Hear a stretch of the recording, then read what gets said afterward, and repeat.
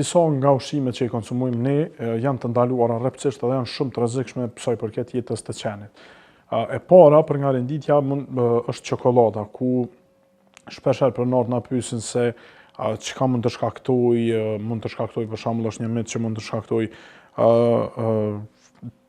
humbjen e të shikuarit tek qeni, mirëpo kjo është një substancë që ju vetëm ndikon tek të shikuarit, mirëpo ndikon edhe është jashtëzakonisht toksike që dhe mund të shkaktojë shenja gastrointestinale si vjellje, diarre dhe mund të jetë shumë e rrezikshme për jetën e qenit për shkak të një substance theobromine që e përmban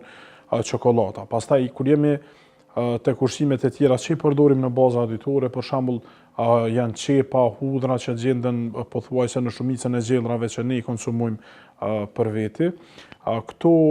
mund të shkaktojnë një dëmtim të veshkave dhe mund të shkaktojnë dështim akut të veshkave, që është një gjendje jashtëzakonisht e rrezikshme për jetën e qenit. Pastaj ksilitoli, i cili mund të gjendet në bombone të ndryshme, mund të gjendet në disa si shtojcë ushqimore, në disa brumna të ndryshme që ndoshta njerëzit mendojnë që nëse ja jep qenit nuk i shkakton asgjë. Këto shkaktojnë rritje të insulinës, mund të shkaktojnë dëmtim të mëlçisë dhe në raste më të rënda edhe pasoja më të rrezikshme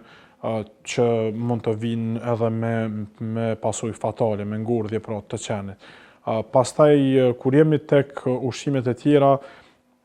mund të themi që i kemi ushqimet e pa pjekura apo të pa gatuara mirë, për shembull mishrat e ndryshme që sidomos në pjesën kur kemi të bëjmë për shembull me Kurban Bayram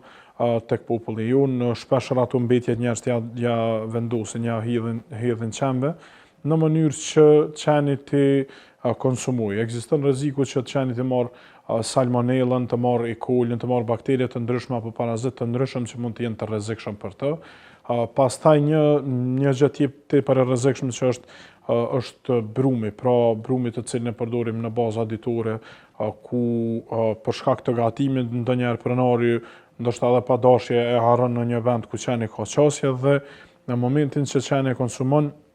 ai mund të fryhet pra në stomakun e qenit dhe të shkaktojë fryrje, dhe në disa raste edhe pasoja më të rrezikshme ku mund të çojë edhe deri në ngordhjen e qenit.